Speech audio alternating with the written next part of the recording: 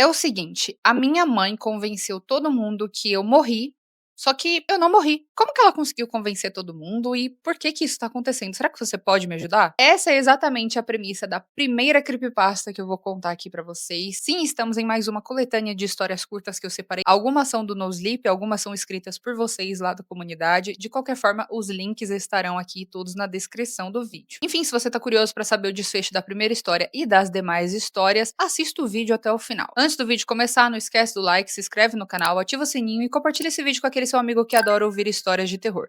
Considere também se tornar membro do canal, pois assim você apoia o meu trabalho e apoia o canal. E galera que me acompanham no Spotify, saiba que tem como se tornar membro também. Basta pesquisar Covil da Nath Apoia-se aqui no Spotify mesmo e clicando para fazer parte, você vai ser redirecionado para a página do Apoia-se e fazendo o que eles pedem, você vai ter acesso aos episódios exclusivos que inclusive já tem. Aliás, o link do Apoia-se está na descrição de todos os vídeos aqui e acabou de sair episódio lá no Apoia-se, inclusive, tá, pessoal? Enfim, eu acho que vocês já sabem, peguem os seus cafés, seus crochês, seus tricôs, suas águas, peguem os seus lábios ligeiramente tortos e que incomodam pessoas aleatórias e estranhas na internet, peguem também os seus trabalhos, seus sonos para mimir. Oi, eu sou a Nath e vamos logo pro vídeo de hoje. Oi, eu sou um dos observadores aqui. Eu tô tentando pedir conselhos na internet sobre uma situação realmente bizarra que eu tô enfrentando. As coisas saíram do controle. Ontem foi mais uma longa noite de discussões incessantes com os meus pais. Eu não sou exatamente uma criança, mas eu ainda moro com eles. Eu sei que alguns de vocês provavelmente também passam por situações assim. É horrível, eu sei. Mas o meu caso é diferente. Tem algo. Tem algo errado com a minha mãe. Todas as noites ela discute com meu pai, mas o assunto sou eu. Minha mãe tá convencida que eu tô morto. Tipo, não emocionalmente morto, não morto no sentido de fiz algo errado, então você tá morto pra mim. Morto fisicamente. É que ela não tá bem. Meu pai começou a marcar consultas com profissionais de saúde mental. Bom, ele estava, né? Eu acho que explico depois. Talvez alguém possa me ajudar. Eu tô desesperado. Meu Deus, eu. Olha, eu vou começar do começo. Então, eu sou só um cara comum e não tem muito o que dizer sobre mim. Como eu disse, eu não fiz nada de errado. Foi só mais um dia normal. Eu tava conversando com a minha mãe, estávamos tomando um café da manhã. Do nada, ela se virou pra mim e disse: É uma pena o que aconteceu com você, você era tão jovem. É uma pena que aquele carro tenha te atropelado e você tenha perdido a vida. Quê? Acho que cuspi leite e cereal pela boca. Fiquei muito chocado. Sabe, minha mãe é. Bom, ela é uma dama de verdade, a moda antiga. Ela é sempre gentil, sempre carinhosa, quase nunca grita e nunca fala palavrão. Mas ela também não conta piadas, principalmente piadas com humor duvidoso como essa. Então, quando ela disse isso, eu fiquei completamente perplexo. Foi uma das coisas mais fora do comum que eu já ouvi dizer. Basicamente, eu ignorei, pensando ser uma piada estranha e eu só continuei meu dia. Quando eu cheguei em casa, ela estava discutindo com meu pai sobre. Bom, você sabe o que. Os primeiros dias foram bem estranhos. Não conseguíamos saber se ela estava falando sério ou não. Ela dizia que eu estava morto e meu pai apontava para mim e dizia algo como: Isso não tem graça. Depois de um tempo, ela parava, mas continuava no dia seguinte. E a situação se agravou. Ela começou a discutir, e muito, fazendo comentários que, em sua maioria, não fazem o menor sentido. Eu já ouvi histórias de como eu teria morrido queimado vivo, afogado, eletrocutado, atropelado, baleado e até jogado em ácido. Eu desisti de tentar convencê-la. Meus movimentos e conversas não parecem surtir efeito. Ela continua insistindo nisso. Meu dia a dia se tornou extremamente bizarro. Ela me perguntava constantemente como é a vida após a morte, e eu digo a ela que nada mudou muito. Que diabos eu deveria responder? Eu não tô morto. Eu tô bem na frente dela, fazendo a mesma coisa de sempre. Eu simplesmente a ignoro completamente agora. Tá, eu sei que você tá pensando. Olha, a sua mãe enlouqueceu. É, eu sei, eu também pensei nisso, mas então, uma coisa aconteceu. Um dia, minha avó veio nos visitar. Eu amo a minha avó. E ela estava na sala de estar cuidando da sua vida. Olhos fechados, mãos entrelaçadas. Eu passei por ela sem ter certeza se ela estava dormindo. Ela abriu os olhos e eu a cumprimentei. Ela apenas sorriu e disse que estava rezando. Ela é muito religiosa, aliás. Ela disse que estava rezando por mim. Legal, eu acho. Mas aí ela se virou pra mim e explicou o porquê. Eu estou orando por você para que sua alma possa descansar em paz, querido. Quê? Acho que fiquei paralisado por um minuto. Eu não sei como, eu não entendo, mas a minha mãe convenceu a minha avó que eu morri. Eu. Eu não conseguia acreditar. Havia uma pequena chance de a minha mãe estar brincando junto com a minha avó? Isso. Isso não era possível. Eu preciso explicar uma coisa, aliás. A minha mãe meio que comanda a família. Ela é gentil, doce e muito persuasiva. Nem sempre tem a palavra final, mas quando ela quer alguma coisa, as pessoas geralmente simplesmente concordam, sabe? Não tenho a mínima ideia de como ela conseguiu convencer a minha avó, mas é óbvio que algo tá acontecendo. Eu só não sei o porquê. E também não sei o que. Como eu disse, essa situação se agravou. Outro dia eu estava tirando um cochilo na minha cama. De repente, senti um cheiro de fumaça. Foi tão alarmante que pulei da cama num pulo. O cheiro de queimado vinha de mim. Minha mãe tinha pegado um isqueiro e tentado me incendiar. Talvez você morra se for cremado, disse ela. Mas que droga é essa? Ela estava sorrindo enquanto dizia isso. Essa foi a primeira vez que ela tentou realmente me machucar. Hoje em dia eu mantenho distância dela. Depois daquele incidente, eu fui falar com meu pai. Aquilo estava indo longe demais. Ela precisava de ajuda. Talvez a minha avó estivesse ficando senil, mas a minha mãe precisava de ajuda também. Eu conversei com meu pai e ele apenas olhou em volta sem jeito. Eu não conseguia acreditar. Ela conseguiu convencer o meu pai. Parece que ele tá começando a aceitar a ideia de que eu realmente morri. Eu não sei mais o que diabos está acontecendo aqui. Essa família. Essa família tá se desfazendo. Ou talvez esteja se unindo pela ideia mais bizarra e distorcida que eu já ouvi. A vida não é mais normal. Fomos à praia na semana passada.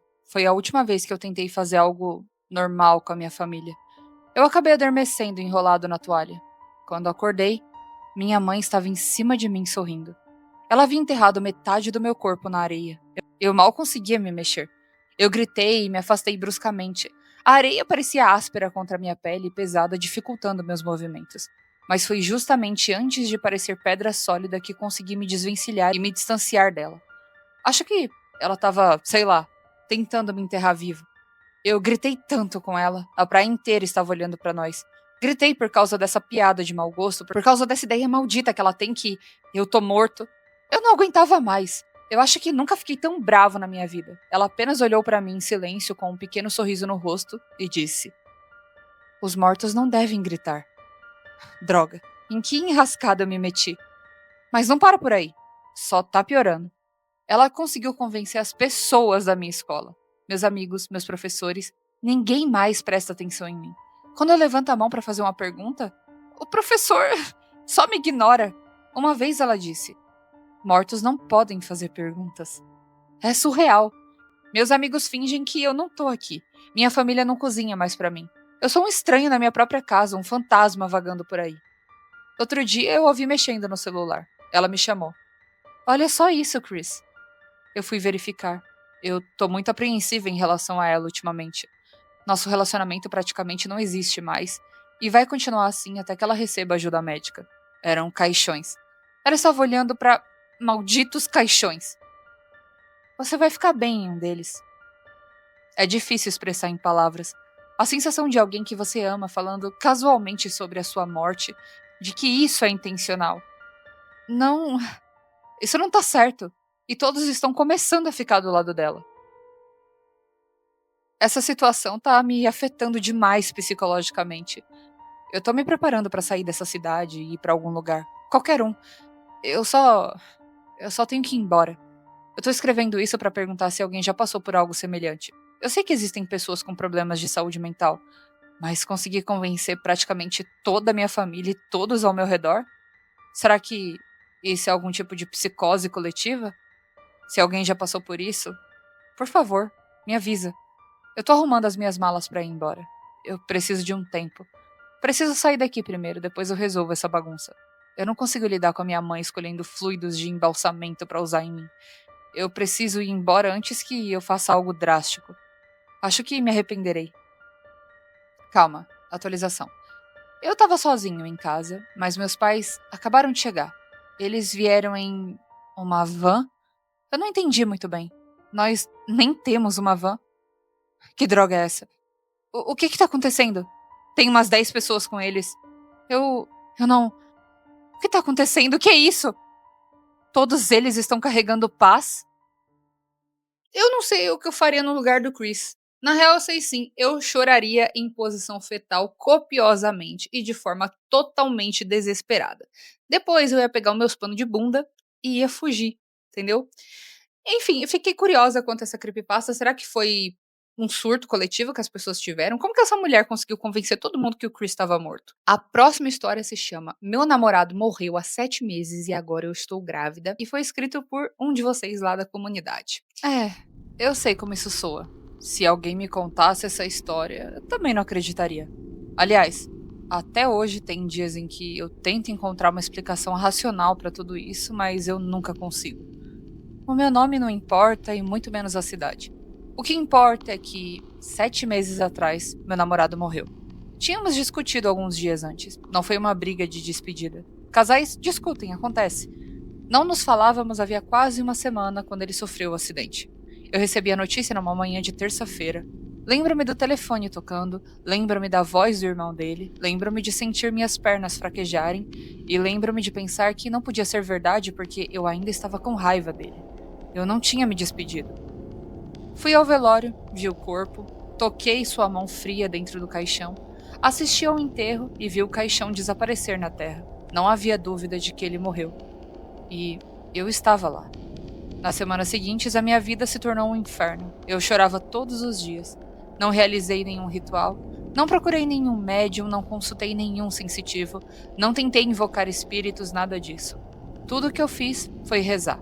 Rezei o tempo todo, antes de dormir, ao acordar, no chuveiro, no trabalho, e eu só pedia uma coisa, apenas uma coisa.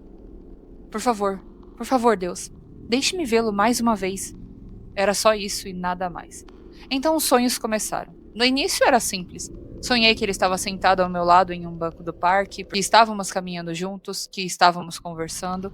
Eram, sei lá, sonhos normais, ou pelo menos pareciam ser. Quando eu acordava, sentia uma tristeza enorme, mas também uma estranha sensação de conforto. Era como se eu estivesse realmente passando algumas horas com ele. Com o passar dos meses, os sonhos se tornaram mais frequentes e mais vívidos. Muito mais vívidos. Em um deles, fomos a uma cafeteria que costumávamos frequentar aos domingos. Conversamos por horas, tomamos café, rimos e discutimos um filme que tínhamos visto meses atrás. Quando eu acordei na manhã seguinte, o cheiro de café ainda estava no quarto, tão forte que procurei a origem, mas não consegui encontrá-la.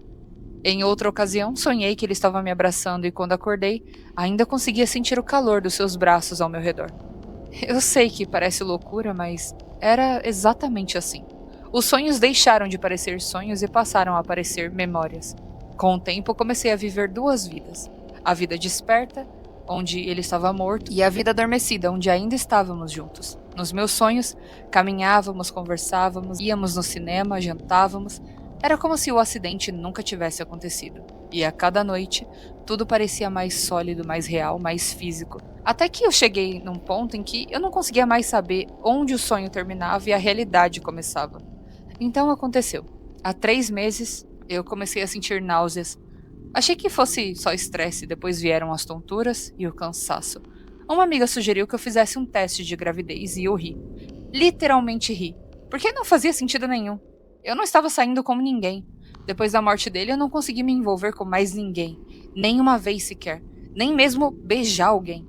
Mesmo assim, eu fiz o teste e positivo. Fiz outro, positivo. Comprei uma terceira marca, positivo de novo. Achei que os testes estivessem com defeito, então eu fui no médico e o exame de sangue confirmou. Eu realmente estava grávida. Lembro-me de ficar olhando para o resultado por vários minutos sem entender, sem conseguir respirar direito, sem conseguir pensar. Porque eu sabia de uma coisa. Era impossível. Simplesmente impossível. Passei semanas tentando encontrar uma explicação, mas eu não consegui. Então, parei de dormir. Tinha medo dos sonhos. Mas quando eu finalmente consegui dormir, ele apareceu de novo. Estávamos sentados numa praça e ele estava sorrindo como sempre. Você tá feliz? Ele perguntou. Com o quê? O bebê. Eu senti meu sangue gelar. Como que você sabe disso? ele simplesmente continuou sorrindo. Porque é nosso. Nosso bebê. Eu acordei gritando e passei a noite inteira sentada no chão do quarto tentando me convencer de que era só um pesadelo. Mas no fundo eu já sabia o que ele tinha dito. Eu sabia porque, por mais impossível que parecesse, não havia outra explicação. Os meses se passaram, a gravidez continuou e os médicos me garantiram que o bebê estava saudável, perfeitamente saudável. Mas eu não conseguia me livrar daquela sensação, a sensação de que algo estava de errado. Então, na semana passada, fiz outro ultrassom. A médica ficou em silêncio por um tempo, olhando para a tela, depois para mim e depois de volta para a tela. Perguntei se havia algum problema e ela demorou para responder. Finalmente, ela disse: Não, deve ser só o ângulo da imagem. Mas a sua voz não me convencia. Quando ela saiu do quarto por alguns segundos, olhei sozinha para o monitor e vi. A imagem do bebê olhava para mim, diretamente para o aparelho, diretamente para mim. E naquele exato momento, ele levantou um braço como se estivesse acenando. Naquela noite, sonhei com meu namorado de novo. Ele segurava a mão de uma criança, a mão de um menino. Ambos estavam em frente à mesma cafeteria onde tudo começou. Não vai demorar muito, disse ele. Até o quê? O menino sorriu e respondeu antes que ele pudesse. Para que eu finalmente possa conhecer a mamãe. Foi então que percebi algo que nunca havia notado antes. O menino tinha exatamente os mesmos olhos que o meu namorado. Exatamente os mesmos. Até a pequena cicatriz acima da sobrancelha direita, a mesma que ele tinha quando criança. Uma cicatriz que nunca apareceu em nenhuma das fotos que eu guardava. Uma cicatriz que o menino não tinha como saber. E naquele instante, entendi uma coisa. Eu nunca havia sonhado. Seja lá o que fosse que me visitava todas as noites, estava realmente lá. E agora tá crescendo dentro de mim. R$ 2 ou uma gravidez misteriosa? O que dizer dessa história, né? O que dizer? Mais uma para nossa lista de medos aqui intermináveis. Uma gravidez misteriosa depois que seu namorado morre. Isso aqui foi basicamente um body horror, né? Ou eu tô enganada? Só a pessoa que escreveu para dizer se eu tô certa ou se eu viajei completamente. Mas eu gostei muito dessa história, eu achei tenebroso, tá? Imagina só, você tá passando por um luto e aí do nada, pá, uma gravidez misteriosa. Inclusive, gente, eu acho que gravidez é o meu top 1 medos, assim. Principalmente gravidez misteriosa. Eu sempre fico vendo vídeo, assim, de algumas mulheres falando que foram pro hospital sentindo uma dor anormal e aí voltaram de lá com um bebê. Do nada, assim, um bebê. Eu não sei o que eu faria. Eu acho que eu entraria em pânico. Imagina só, você tá grávida e não perceber que você tá grávida, aí você vai no hospital sentindo dor, achando que, sei lá, é uma pancreatite. É um bebê. É chocante, gente. Não imagino o trauma. Não consigo imaginar. A próxima história se chama Eu disse pra minha esposa que a escolheria em todas as vidas e ela disse que eu já escolhi e ela garante que isso aconteça todas as vezes. Ela era brincalhona, então eu presumi que estivesse apenas sendo boba. É? Por que não faria isso? Eu sou um ótimo marido. Eu respondi rindo de brincadeira. Eu não tô brincando, de verdade. Normalmente, eu prefiro esperar até você estar mais perto do fim pra te contar, mas você vai embora logo. Eu te disse pra marcar aquela consulta médica? Tá bom, Vera, como você quiser. Mal me incomodei. Ela era uma garota estranha. Parte do motivo pelo qual eu gostava dela. Quando comecei a entrar no quarto, ela me agarrou pelo pulso. Sam, eu não tô brincando. Tá bom, entendi. Do que você tá falando? Olha, eu te conheço há uns 2000 anos. E a maioria de nós escolhe uma pessoa pra vida inteira e depois troca. Mas você, Sam, você foi tão profundamente deprimido em cada vida que é como se eu estivesse ganhando na loteria. A melhor coisa é quando você tem muita esperança só pra vê-la destruída. Eu estava realmente ansiosa por esse momento, mas você foi estúpido e esperou pela consulta médica. Você só tinha algumas semanas de vida mesmo. Mas agora eu vou perder a chance de ver a esperança ser esmagada quando o médico perceber que não tem nada que ele possa fazer. Ela não riu, não deu um sorriso irônico. Seu olhar estava vazio. Você não vai me assustar a ponto de me fazer ir a uma consulta médica idiota. Eu tenho 33 anos, eu não tenho câncer. Vocês, humanos tolinhos, fariam qualquer coisa para se convencer que são imortais. Mas as maiores mentes do seu planeta não viveram mais do que 120 anos, mais ou menos. Por que vocês acham que isso acontece? Não acham que, depois de todos esses anos de evolução humana, vocês já teriam descoberto isso? Não acham estranho que tantas outras formas de vida, muito menos avançadas, não possuem essa capacidade? Sensibilidade, imortalidade biológica? Os répteis já descobriram, mas são uma versão simplificada disso. Horrorizado com o colapso mental que a minha amada esposa estava sofrendo, pedi que ela me acompanhasse ao pronto-socorro para que pudesse ser examinada. Ela concordou, desde que eu dissesse que estava com problemas estomacais e fizesse um exame. Tudo bem. Ela estava nervosa com os meus resultados e essa é a maneira insana dela tentar me fazer ir ao médico antes do meu próximo exame físico. Fui ao hospital com ela. Ela recebeu alta depois de algumas horas. Agora eu tô em cuidados paliativos. Eu tenho 33 anos e câncer de cólon estágio 4. Vera, como você sabia? Sabe de uma coisa? Disse Vera com indiferença. Faltava apenas um mês para o nosso aniversário de casamento e ela não se importava nem um pouco. Na verdade, parecia incomodada com a demora. Sobre o meu câncer. O que há de errado com você? Querido, eu já te disse. Você nunca vai entender isso. E eu até gostei de você. Eu não te amo, obviamente, mas eu amo o sustento que você me proporciona. E é por isso que eu te escolho sempre. Eu sempre me certifico de que você tenha um tratamento melhor do que os outros prisioneiros. Eu faço muita coisa por você que você nem imagina. Sabe, a primeira vez que te vi, você era um escravo em Roma em 26 a.C., ou seja lá como se chama. Eu tinha acabado de chegar aqui e precisava encontrar a minha própria comida, e por algum motivo eu te escolhi. Eu fui tola na época, não pedi pra você ficar comigo de novo. Eu não tinha nenhum poder mesmo, mas também presumi que todos os escravos daquela época sentiam o mesmo. Vera, você parece maluca. Sim, e você é ignorante. Vocês humanos nem veem ou se importam com o que fazem aos animais com suas fazendas industriais. Pelo menos nós deixamos vocês andarem por aí e viverem as suas vidinhas. Não é minha culpa que vocês nunca acreditam em mim. Mas eu não tô nem aí. Esperarei mais 16 ou 20 anos e eu voltarei. Me alimento da energia de vocês.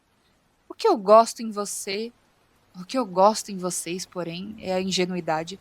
Vocês nunca acreditam em mim. E eu lhes disse a verdade todas as vezes durante centenas e centenas de anos. Definitivamente não sou uma das sortudas. Ela disse isso com um sorriso doentio no rosto, claramente indiferente ao efeito que aquilo estava me causando. Eu não sou maluco, então presumi que ela ainda estivesse pregando alguma peça estranha ou passando por um episódio psicótico que ainda não havia sido detectado. Decidi entrar na brincadeira. Tá bom, Vera. Vamos supor que isso seja verdade. Por que eu acreditaria em algo tão absurdo?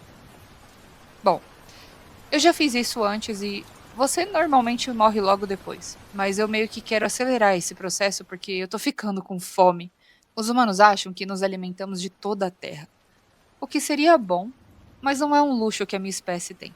Para nós, é comer ou ser comido. Antes que eu pudesse dizer uma palavra, ela continuou. Pensem no universo conhecido por vocês humanos como, sei lá, os Estados Unidos. A Via Láctea é essencialmente a rodovia 7 em Detroit, um dos piores lugares onde você poderia estar. Bom, eu e a minha espécie estamos aqui há pelo menos 10 mil anos. Até conseguimos energia suficiente para seguir em frente. Andrômeda seria essencialmente indiana. Não há bairros agradáveis por centenas de milhares de anos-luz. Veja bem, nessa parte do universo que você conhece, você essencialmente vive numa prisão. Você merece estar aqui, então eu não posso me sentir mal. Quem sabe o que você fez, tudo o que eu sei é que você fornece uma quantidade suprema de energia de baixa vibração. Infelizmente, a minha espécie ainda é considerada cidadã de segunda classe, sabe? O preconceito se estende pelo cosmos, acredite ou não, amigo.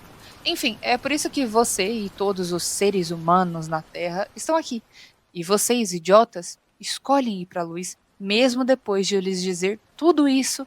Eu posso garantir que ainda o farão, porque já o fizeram centenas e centenas e centenas de milhares de vezes. Eu fui a sua melhor amiga, sua filha, seu marido, seu pai, sua esposa, seu tio favorito. Todas as vezes você me ouviu e foi para a luz. Como uma mariposa atraída pela chama, olha só. Eu me sentiria pior se vocês finalmente percebessem, mas não perceberam. E assim, eu continuo me alimentando. De boca aberta, fiquei sem palavras. Ainda presumia que ela estivesse tendo um surto psicótico, mas a narrativa que ela criou era desconcertante. Antes que eu pudesse responder, ela me interrompeu com um simples gesto de dedo e, em seguida, fez algo inimaginável. Bem diante de mim, no meu leito de morte, ela se transformou. Não foi tão espetacular quanto você imagina, e embora eu tenha dificuldades em me lembrar de tudo, eu tenho que registrar isso. Ela se tornou um ser de pura luz, vagamente reptiliana e verde brilhante, quase radioativa, com cerca de 2,5 metros de altura. No mesmo instante, o tempo pareceu parar. Nenhum bip dos aparelhos que me mantinham confortável, nenhuma TV a cabo ligada ao fundo, nada. Seus olhos não eram olhos, eram vazios, vazios de uma escuridão que fariam qualquer tinta preta parecer branca. Foi a coisa mais horrível que eu já vi. Eu mal consegui ouvi-la ou entendê-la quando ela voltou à forma humana, mas jamais esquecerei o que vi. Depois disso, ela saiu enquanto eu começava a ter uma parada cardíaca.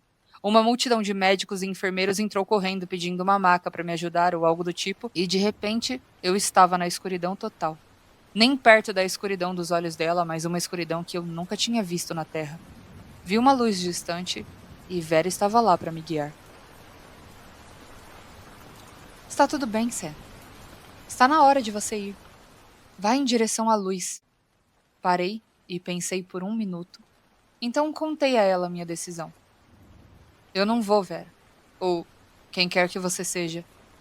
Ela murmurou algo frustrante em uma língua que eu não entendia e percebi que ela estava se transformando novamente na sua forma horrível.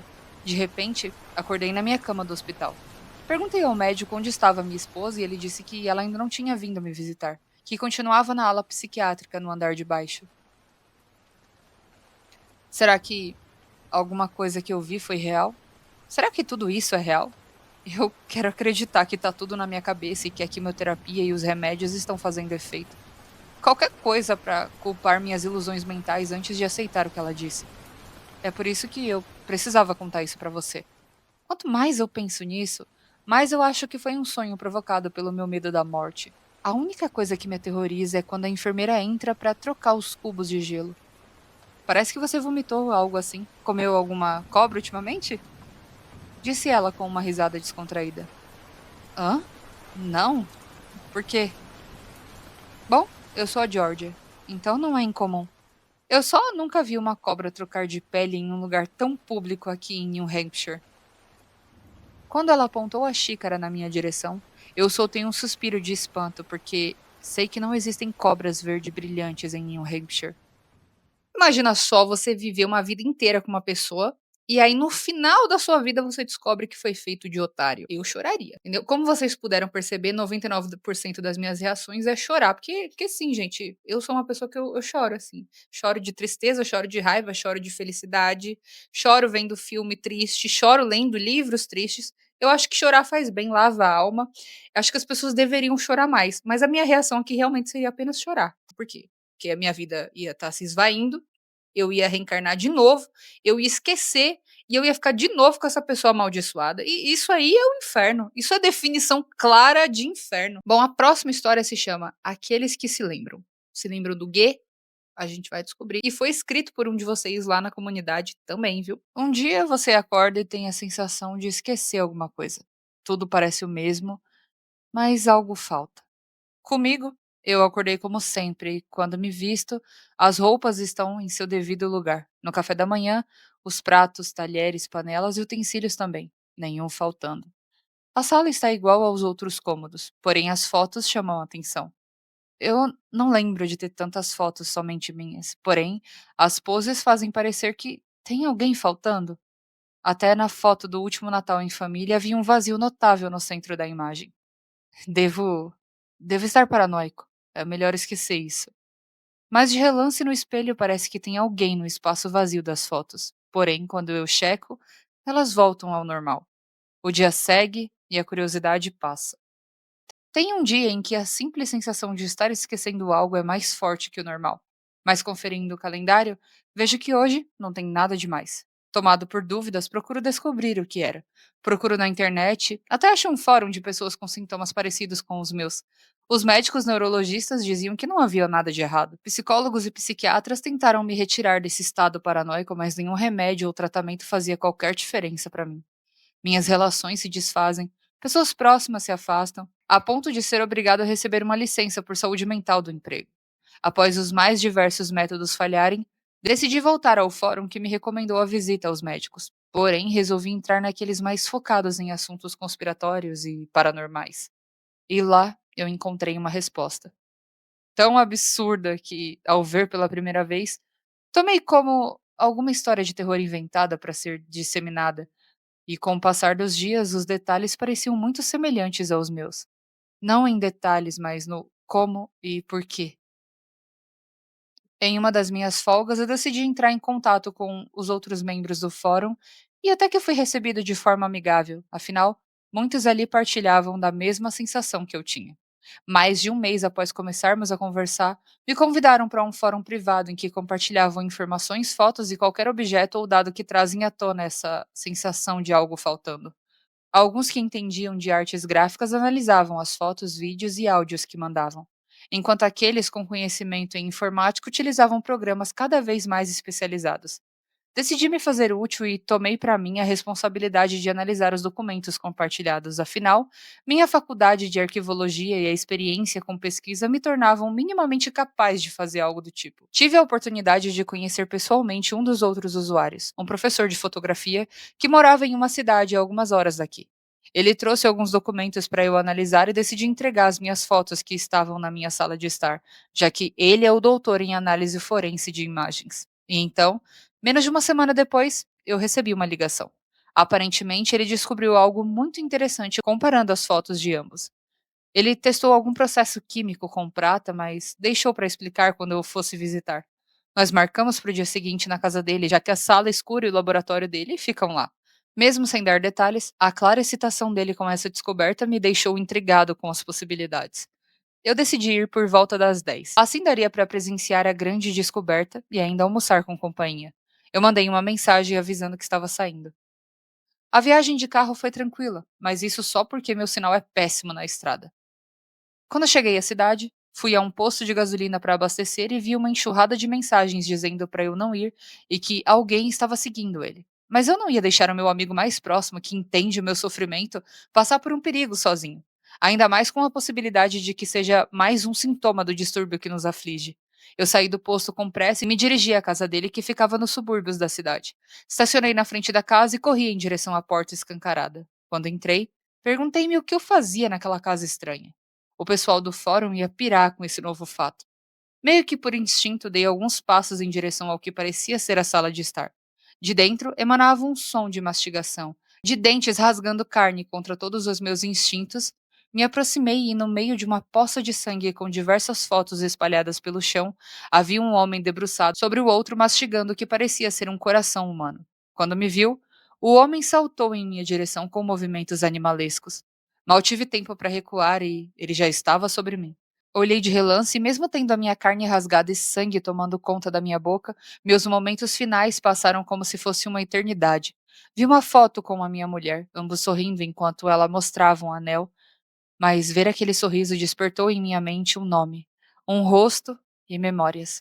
Antes que tivesse chance de processar os fatos, dentes cravaram no meu pescoço e então uma enxurrada de memórias veio a mim. Lembrei dela, do amigo que fiz recentemente, dos momentos compartilhados e até experienciei os últimos momentos de ambos. E então eu entendi. Eu cacei um predador sem ter qualquer noção do que estava fazendo. Por isso eu virei a sua próxima presa. E infelizmente, o que resta é ser esquecido. Eu posso estar errada, mas essa história me remeteu muito à depressão, porque, sem perceber, nós podemos acabar sendo vítimas dela sim. Eu achei toda a descrição dessa história pesada, triste, é uma coisa assim difícil, sabe? Amarga. Me remeteu muito à depressão, entendeu? Posso estar viajando totalmente, não confia muito em mim não, que eu sou meio maluca. Então, só a pessoa que escreveu para dizer se eu cheguei no ponto assim que ela quis dizer ali na história ou se eu viajei completamente e sou maluca. A próxima e última história, que também é da comunidade, se chama Minha mãe herdou joias estranhas da família e eu não sei o que fazer. Amiga, vende essas joias. Brincadeira à parte, vamos logo para a história. Minha mãe não gostava muito de falar sobre a sua migração forçada e nem sobre sua vida antes disso. Tudo que eu sei é que ela era parte de uma família nobre em seu país de origem e quando instaurou-se uma guerra civil, sua família começou a fazer planos para fugir para países vizinhos. Quando a família governante desse país foi repentinamente destruída e aprisionada pelos revoltosos, a família de mamãe, em desespero, passou a enviar as filhas na frente para que tivessem mais chances de sobreviver. Minha mãe, a mais velha, foi a primeira a ser colocada em um barco de imigração ilegal, que viria a cruzar um largo e violento rio e deixar seus passageiros à margem oposta. Apesar de papai me contar essa história se referindo à família de mamãe como uma família nobre, mamãe deixava evidente que eles não eram tão ricos assim quanto outras famílias participantes da nobreza. Ela resumia a questão dizendo que eram uma família de ascendência velha, com a cor dos velhos, morando em um casarão grande e igualmente velho. Por isso, quando foram ameaçados pelo levante do povo, a mãe da minha mãe começou a costurar as velhas joias de família na parte de dentro dos corsês das filhas e em tiras de pano que seriam enroladas no corpo dos homens e embaixo de suas camisas. Mamãe cruzou o rio no outono do ano em que fez 15 anos de idade. A travessia deveria levar uns 2 dias, mas logo na primeira noite, a maré agressiva virou o barco e todos tiveram de nadar para a margem mais próxima.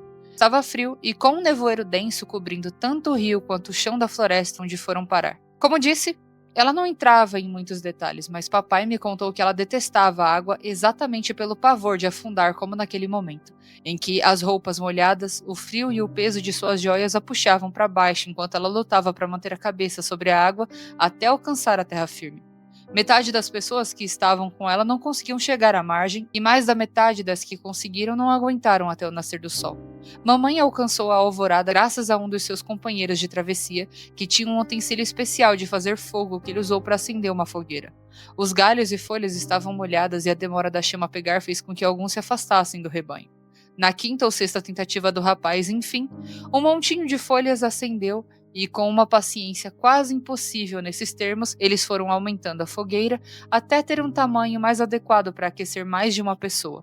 Com o fogo crepitando, o grupo ficou e se juntou em um abraço coletivo e tentaram manter-se acordados até de manhã. A única parte que minha mãe contava com mais atenção era essa. Um casal de lenhadores, que ela chamava de Di e Val, e que tinham corpos robustos e fartos, colocou ela e o filho pequeno entre eles no abraço, dizendo aos risos que nós temos gordura suficiente para todos. Mamãe não media palavras ao agradecê-los por terem mantido ela viva naquela noite. Papai me contou mais tarde que, infelizmente, quando a manhã chegou, o casal não se mexia mais. O pequeno deles, que deveria ter cerca de 8 ou 10 anos na época, estava febril e a mamãe só conseguiu o carregar por algumas horas até sucumbir à exaustão e ter de deixá-lo ao pé de uma árvore. Ela e o rapaz seguiram sozinhos a partir dali. Eles encontraram alguns corpos dos companheiros de travessia pelo caminho, tão duros como cubos de gelo e cobertos por uma fina camada de geada. Papai contou que ela quis muito chorar, mas estava tão cansada e com tanta fome que sequer teve forças para fazer isso. Como eles desembarcaram antes do tempo, nem a mamãe nem o rapaz sabiam onde estavam ou muito menos como chegar ao destino combinado. Eles vagaram no que acharam ser uma linha reta na direção do que imaginavam ser a cidade indicada para se abrigarem. Quando o dia avançou e o sol já tinha passado do seu ponto máximo, eles começaram a procurar algo para comer com mais engajamento. Tentaram capturar alguns animais que encontravam no chão ou nos arbustos, mas não conseguiam fazê-lo, tanto pela pouca prática quanto pelo estado deplorável em que se encontravam. Ao perceberem que a noite estava próxima, o rapaz se concentrou em fazer outra fogueira no lugar mais protegido que acharam, e mamãe continuou à procura de algo para comer. Acabou por topar com alguns besouros que conhecia. Os matou, juntou em uma rede feita com a saia de sua roupa, eles passaram os besouros no fogo e os comeram sem pensar muito. O ato de se alimentarem um pouco enganou a fome por um tempo. Se mantendo o mais próximo possível das chamas salvadoras, eles se abraçaram e tentaram se esquentar até o dia seguinte. No meio da noite, os dois começaram a sentir dores na barriga. Começaram com uma pontada, mas foram ficando mais fortes com o passar do tempo, até que cada um estava dobrado sobre si em posição fetal, com os braços ao redor da barriga, chorando e gemendo de dor. Segundo o papai, eram como facas sendo enfiadas no estômago. Talvez por intoxicação dos besouros, talvez pela falta de comida apropriada e água, talvez por causa das duas coisas. O que se sabia de fato era que, em algum momento da madrugada, o rapaz tirou o próprio sobretudo e cobriu minha mãe, que tremia de frio e dor. Mamãe acreditava que tinha ouvido ele vomitar ao longe antes de apagar completamente.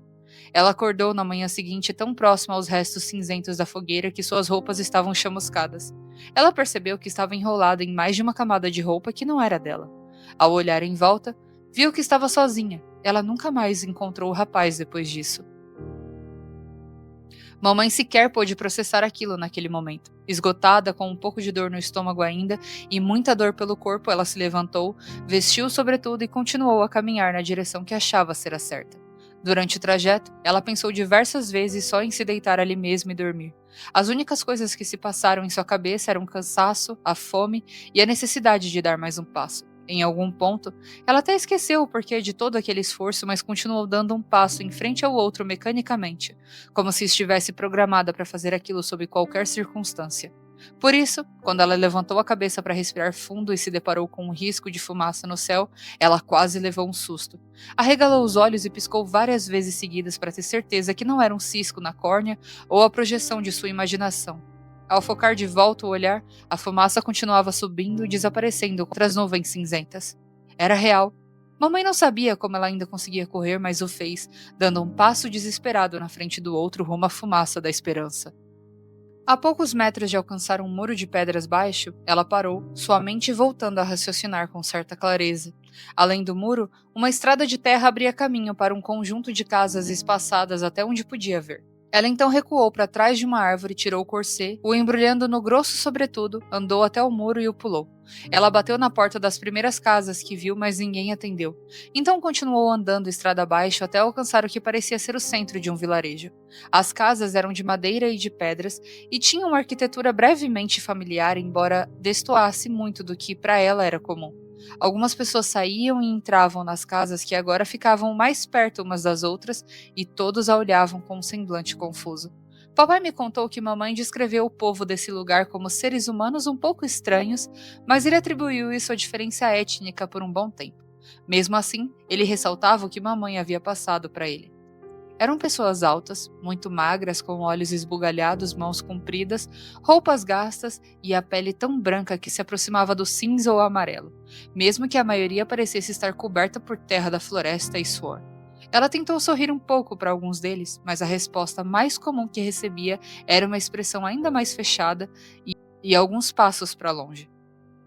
A vergonha até quis ganhar algum espaço, mas a fome e a dor já tinham lotado todos os assentos disponíveis, aparentemente.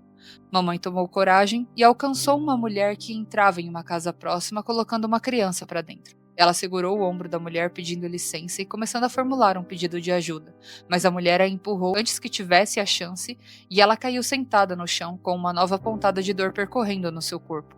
Mesmo ela abanando as mãos em uma tentativa de pedir perdão, a mulher escancarou sua boca muito larga e com muitos dentes e gritou com a minha mãe, tagarelando um monte de coisas que ela não entendia. Foi quando minha mãe se deu conta do óbvio. Ninguém ali falava a língua dela e ela não sabia falar a língua daquele lugar. A mulher bateu a porta na cara dela e minha mãe começou a chorar silenciosamente. Ela olhou ao redor e as pessoas continuavam caminhando por perto, mas faziam um arco grande para passar com muitos passos à distância dela. Com os olhos minguando água, ela se levantou de cabeça baixa, abraçada ao corset sob o sobretudo, e voltou a andar em frente, descendo a estrada, enquanto lambia as lágrimas que alcançavam sua boca. Pensou consigo que elas poderiam, pelo menos, voltar a hidratá-la. Ao chegar em um local onde havia maior aglomerado de pessoas, o que ela acreditou se tratar do centro do vilarejo, ela se deparou com uma construção evidentemente maior do que as outras, com uma palavra que ela não sabia ler entalhada em uma viga acima da porta. Uma pensão, talvez? Ela respirou fundo e, lambendo as lágrimas, entrou. O lugar era um salão de tamanho considerável, com algumas cadeiras e mesas precárias espalhadas e um extenso balcão no meio. Um homem alto, como os outros, de barba e com uma barriga pouco proeminente sob a roupa marrom, estava atrás dele, o olhar concentrado no chão. Quando ela encostou no balcão, ele levantou a cabeça e a encarou, a expressão confusa. Mamãe acenou com uma das mãos e começou a pronunciar um olá, mas lembrou que ele não iria entender. Então, imediatamente, decidiu mudar a abordagem. Ela apontou para si e fez um gesto na direção da boca tentando indicar comida. O homem tombou a cabeça e depois assentiu. Foi a primeira resposta positiva que ela tinha recebido desde que chegara ali. Ela sorriu fracamente, apontou para si, repetiu o gesto de comida e emendou um gesto para dormir. O homem assentiu de novo. Ela então fez um sinal para que ele esperasse e, com cuidado, desembrulhou o corset do sobretudo, abriu ele sobre o balcão e o empurrou na direção do homem. O homem arregalou os olhos e murmurou alguma coisa, parecendo surpreso. Ela sorriu um pouco, mas suspirou de alívio, achando que, enfim, ela havia conseguido encontrar um lugar seguro, e a jornada desesperada havia acabado e ela poderia retomar o caminho depois de um bom descanso e um bom tempo de preparo. O sonho, no entanto, acabou rápido. O homem aproximou o rosto das joias e, nesse momento, elas emitiram um leve brilho, como se estivessem sendo aproximadas de uma chama. Mamãe achou que era um efeito bonito, provavelmente provocado pelos lampiões da taverna e pela esperança que crescia nela. Mas no segundo seguinte, em que o brilho apareceu, o homem pulou para trás. Ele estava com os olhos ainda mais arregalados e seu semblante parecia assombrado, pálido como se estivesse aterrorizado. Ele encarou a minha mãe com a mesma expressão e ela devolveu o mesmo olhar para ele, dando um passo para trás. Um instante depois, ele pulou para frente, fechou o corset bruscamente e o apertou contra os braços da minha mãe, esbravejando e começando a contornar o balcão para tocá-la do estabelecimento. Mamãe recuou a passos hesitantes, pois aquele lugar era a única chance dela sobreviver naquele momento. Ela sentiu seus olhos marejarem e começou a responder na própria língua, implorando, mas o homem, extremamente mais forte, a empurrou para fora, gritando ainda mais. Quando ela estava na rua novamente, ele fez vários gestos raivosos que pareciam dizer para ela não voltar a entrar ali ou sofreria alguma consequência séria. Chorando aos soluços e com medo, ela se virou e saiu correndo estrada abaixo até que os berros do homem não pudessem ser mais ouvidos. Depois de um tempo, as casas voltaram a ficar cada vez mais espaçadas e mamãe passou a caminhar tristemente, se perguntando o que faria para se manter viva até o dia seguinte. A noite indicava seu ciclo diário, o frio caía aos poucos e ela não tinha para onde ir. Ela continuou andando até depois do crepúsculo, até se deparar com um novo tipo de esperança. Alguns metros adiante, uma igreja se erguia. Sua arquitetura é diferente do que minha mãe conhecia, mas não o suficiente para descaracterizá-la. Mamãe apertou o passo e alcançou a porta da igreja. Ela escondeu o corpo do lado de fora e espiou dentro só com os olhos sobre o batente da abertura. O local parecia vazio, os lampiões ainda queimando e lançando luz sobre as fileiras de bancos de madeira que enchiam o espaço até o altar. Mansamente como um gato, mamãe se esgueirou para dentro, tendo certeza de não fazer barulho e de realmente estar sozinha. Olhando ao redor em alerta, ela viu 2 potes cheios de água, um de cada lado da porta. Seu coração disparou. Era água. Ela olhou mais uma vez ao redor e, certificando-se de sua bem-vinda solidão, ela avançou para os potes e verteu toda a água sacra. Sua garganta e estômago reclamaram e ela tossiu algumas vezes, mas não se importou. Ao terminar, ela respirou fundo, sentindo uma saciedade que lhe fizera mais falta do que havia percebido. Então, procurou por um espaço entre um pilar de madeira e outro que ficasse oculto pela disposição dos bancos e o encontrou poucos passos adiante, onde se deitou, parte do seu corpo escondido sob o banco mais próximo, e se permitiu adormecer, encolhida como um gato de rua. Mamãe nunca soube dizer quanto tempo levou até acordar. Ela só se lembrava de sentir um calor crescendo rente sua barriga.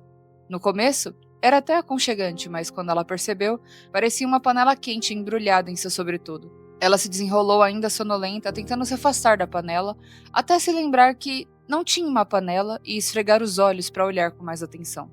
Era seu corset, enrolado em formato de cano, as joias presas no interior emanando um brilho ardente que crescia vagarosa e exponencialmente como um lampião sendo ligado sem pressa.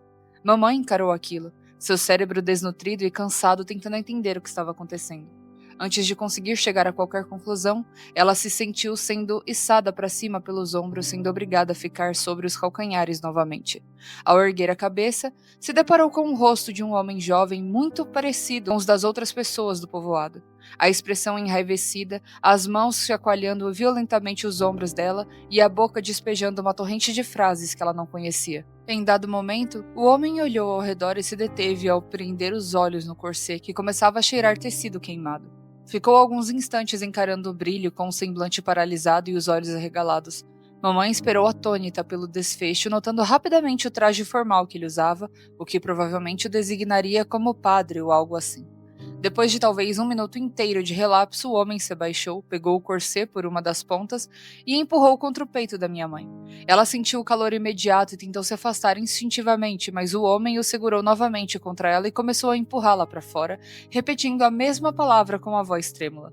Pela terceira vez naquele dia, ela foi jogada na estrada e, enquanto o corset rolava para o lado aberto, o homem fechou a porta da igreja e a trancou por dentro. Dessa vez, mamãe nem pensou em chorar ou se lamentar. Ela só conseguiu encarar as joias quentes sob a luz da lua quase cheia e assistir o seu brilho dourado diminuindo até apagar. Ela permaneceu no mesmo lugar por vários minutos olhando as peças, esperando que o efeito voltasse, mas não voltou. Não deu qualquer outro sinal. Mamãe se aproximou cautelosa e deu alguns toques na ponta do dedo de uma das joias. Nada. Então ela pousou os dedos sobre todas as outras peças que tinha e também nada. Estavam todas tão geladas quanto se esperava que estivessem em uma noite fria de outono. Minha mãe as olhou por mais um momento antes de tomar uma decisão. Se levantar com o corset nas mãos e andar a passos largos para fora da estrada, em direção à linha das árvores mais próximas. Primeiro, ela achou que as reservas e as reações hostis dos residentes do vilarejo diante da presença dela eram devido a ser uma forasteira com péssima aparência, ou por ela não falar a língua deles, ou qualquer outro motivo que fosse ligado à sua origem desconhecida. Mas, ao pensar em retrospecto, as joias haviam reagido de maneira estranha por 2 vezes naquele dia, e nessas 2 vezes, pessoas que poderiam até ser receptivas com ela se amedrontaram e a afastaram. O problema, afinal, seria as joias? Minha mãe bufou de frustração enquanto ainda caminhava. Não era como se ela pudesse simplesmente considerar não usá-las, afinal, eram as únicas coisas que poderiam sustentá-la até estar enfim em segurança, longe do seu antigo país. Como ela poderia comprar a ajuda das pessoas locais? Por outro lado, se elas não servissem nem para isso, para que serviriam? Mamãe alcançou o tronco de uma árvore e escorou nele ao se sentar no chão gélido cercada por nevoeiro, posicionando o corset aberto na sua frente. E se ela limpasse o que quer que estivesse causando esse efeito que aterrorizava as pessoas? Ela aproximou o rosto das joias para examinar mais de perto, mas nada lhe chamava atenção. Eram peças normais, antigas, de ouro e algumas pedras preciosas passadas de geração a geração, enquanto a família perdia toda a pompa e fortuna e eles se tornavam a única fonte de esperança para sua sobrevivência em um aspecto mais primário do que aquele que se refere ao status da nobreza. Se houvesse algo tão amedrontador nelas, alguém teria percebido antes, certo? Ou não? Seus pais e todo o país, de uma maneira geral, eram espiritualizados, seguiam uma religião consolidada, mesmo que ela nunca tenha a compreendido de forma aprofundada. Mas ela conhecia as rezas. Minha mãe teve um estalo ao pensar nisso. Então, ela endireitou a coluna, juntou as mãos uma na outra, como sua mãe costumava fazer, e começou a repetir uma reza que sua mãe proferia antes dela e das irmãs dormirem todos os dias. Era uma reza de proteção, ela sabia. Poderia funcionar, quem sabe? Mamãe manteve os olhos abertos e, por um bom tempo, nada aconteceu. Porém, quando o brilho incandescente apareceu, ele começou a crescer e a pulsar mais e mais, seguindo o ritmo da realeza. Ela continuou a repetir até o brilho se tornar claro como uma fogueira e o calor dele a alcançar, embalando seu corpo em uma sensação quase sufocante. Não era como o calor de uma lareira ou de um cobertor seguro e bem-vindo. Era uma outra coisa. Um calor que ardia nos ossos, fazia os olhos lacrimejarem e disparava o coração. Uma sensação que não lembrava a casa, mas sim se espalhava como se estivesse queimando ela viva. Minha mãe sentiu esse calor ameaçador e se afastou do corset, mantendo, porém, as repetições da reza em voz alta. Conforme o brilho crescia e as joias pulsavam em seu interior, ela começou a sentir um arrepio pela espinha e uma dor latejante por seu corpo, como se algo estivesse comprimindo seus músculos na tentativa de a fazer parar. Mas ela não parou. Aquelas peças de família eram tudo que ela tinha naquele momento. Não ia desistir delas também. De repente, como óleo jogado no fogo, o corset inteiro se incendiou e uma labareda alta explodiu sobre as joias, emanando mais daquele calor nauseante e ainda um sibilo alto e inumano que soava tanto como o crepitar de uma fogueira quanto o assobio de um vento tempestuoso e uma galinha sendo destroncada. Mamãe pulou para trás por instinto, mas ficou paralisada ao assistir a labareda crescendo mais rápido que um pão fermentado. Em algum momento parou de sentir o seu corpo presente, o vento gelado, o cansaço, o calor obsessor e até a solidão de uma peregrina involuntária. Tudo que existia no mundo era a reza, as lamentações inflamadas e a labareda que se esticava como se tentasse alcançar o céu. Sua boca se mexia sozinha e as palavras nem mais eram processadas pela mente antes de se derramarem dos lábios, como se sequer fosse ela que as estivesse pronunciando. Ela nunca soube quanto tempo se passou até que o fogo começasse a diminuir e encolher até findar-se tão repentinamente e sem sinal como começou. Minha mãe continuou a repetir a reza por mais alguns minutos para se precaver, voltando à consciência terrena.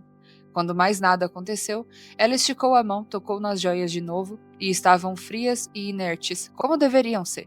Aos poucos, hesitante, ela foi abaixando a voz até se calar por completo. Nenhuma joia voltou a pulsar. Ao passo que as sensações estranhas e a adrenalina deixavam seu corpo, o cansaço e a sonolência voltavam ainda mais pesados.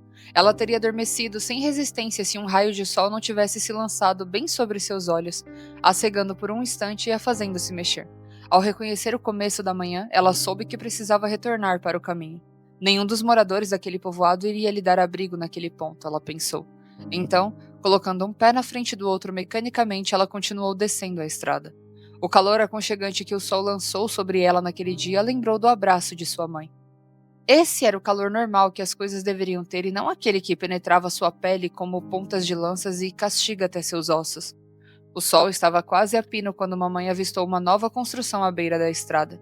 Era uma fazenda feita de madeira escura, rodeada por galinhas e porcos soltos que só não escapavam graças à cerca da mesma madeira que envolvia a propriedade. Quando ela gritou chamando por alguém, uma mulher saiu da casa principal confusa, limpando as mãos no avental.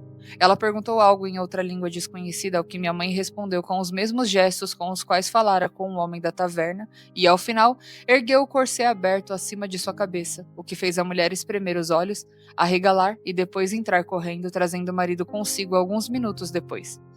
O casal lhe deu água, um prato de comida e uma cama para descansar. Ela dormiu por algumas horas e só se levantou quando eles a chamaram para jantar, voltando a dormir logo em seguida. No dia seguinte, o homem a levou para outra cidade um pouco maior, a quase meio-dia de viagem de carroça da fazenda, e aceitou prontamente uma das joias como pagamento. Minha mãe respirou aliviada. Aquela coisa que assustava as pessoas tinha ido embora, afinal. Depois disso, a jornada da minha mãe é meio confusa. Até porque ela não achava importante o suficiente nem para contar ao meu pai. Ela nunca mais encontrou alguém de sua família e não fazia ideia de qual destino eles levaram. De uma maneira bem realista, quando adulta, ela chegou à conclusão de que seus pais e tios provavelmente teriam morrido durante a revolta no país de origem, mas algumas de suas irmãs e primos podem ter conseguido escapar, tendo passado a viver com outros nomes em países distintos. Ela nunca disse o nome do seu país de origem, nem os nomes das pessoas de sua família, e garantiu que nenhum deles existisse mais. Papai acredita que seus dias anteriores à migração por refúgio podem ter sido pouco melhores do que o processo de fuga. Ela mencionou algumas coisas sobre essa época raramente e de forma muito evasiva, então nem ele conseguiu montar uma linha de raciocínio substancial sobre isso. O que sabemos com certeza é que ela passou por 3 países até conhecer a família do meu pai, que a acolheu e lhe deu um novo nome. Após se casarem, eles cruzaram o oceano e acabaram aqui, morando num apartamento em cima das lojas de alguns parentes do papai. Mamãe morreu depois do meu aniversário de 11 anos em decorrência de sequelas de uma pneumonia silenciosa. Antes de morrer, ela dizia que não acreditava que teria sobrevivido a uma guerra e a migração ilegal para morrer disso.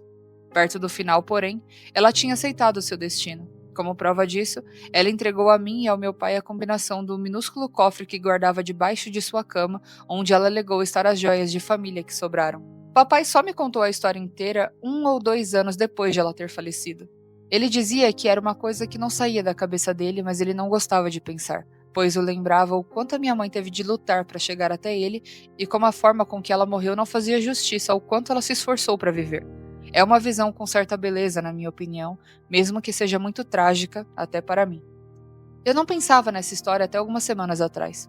Não estamos em um momento financeiro muito estável e temos precisado vender algumas coisas nossas para poder pagar algumas contas. Eu voltei a pensar nesse evento quando levantei a hipótese de vender as joias da família da mamãe. Papai foi veementemente contra, mas eu tentei argumentar que nem ela gostava daquelas joias e aparentemente nem da família que as deu para ela. Ela mesma falava que era só uma garantia de sustento. Então, por que não usar o seguro que ela deixou para nós? Há alguns dias atrás, eu abri o cofre sem o meu pai saber. Ele tinha saído para fazer um bico e, como eu estava sozinha, percebi a oportunidade. Pensei que se eu pegasse 1 ou 2 apenas, ele nem iria perceber. Porém, quando eu abri e bati o olho nas joias, que têm uma aparência bonita e elegante mesmo que já meio oxidadas, meu gato, que é totalmente amigável, começou a rosnar. Pulou em mim, me derrubou violentamente e arranhou o cofre como se tentasse fechá-lo. No desespero eu o fechei, tranquei e joguei ele para debaixo da cama de novo. Só então meu gato se acalmou e voltou a zanzar por aí, rebolando com o próprio rabo como se nada tivesse acontecido. Dizem que os animaizinhos pressentem as coisas estranhas que não são deste mundo. Mas a minha mãe fez a reza e a coisa ruim tinha sumido, não tinha? Será que a reza perdeu o efeito quando ela morreu?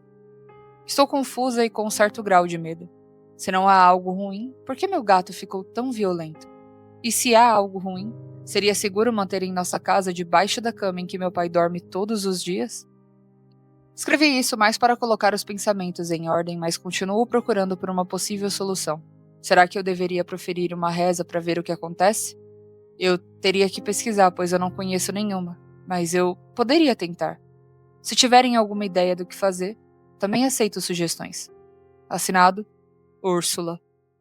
Gente, eu achei essa história perfeita, zero defeitos. Eu gostei muito da forma como foi escrita. Eu me senti assim, deu pra sentir o nervoso da personagem ali, as coisas que ela estava passando, né. Tem uma leitura um pouco mais corrida, pelo menos foi o que eu senti. E eu fiquei muito tensa pela personagem várias e várias vezes aqui durante a leitura. Eu queria, inclusive, que tivesse continuação, sabe, se você, pessoa que escreveu, achar pertinente ter uma continuação, eu acho que seria interessante ter a continuação, tipo assim, o que são essas joias? Elas são amaldiçoadas? Elas são do diabo? A mulher foi para outra dimensão? São muitas perguntas, entendeu? Muitas e muitas perguntas. Eu gostaria muito que tivesse uma continuação, mas aí só você que escreveu para dizer se é pertinente ou não. Enfim, esse foi o vídeo de hoje, eu espero que vocês tenham gostado. Se você gostou e chegou até aqui, não esquece do like, se inscreve no canal, ativa o sininho e compartilha esse vídeo com aqueles seus amigos que adoram ouvir histórias de terror. Eu vou ficando por aqui e até a próxima. Fui!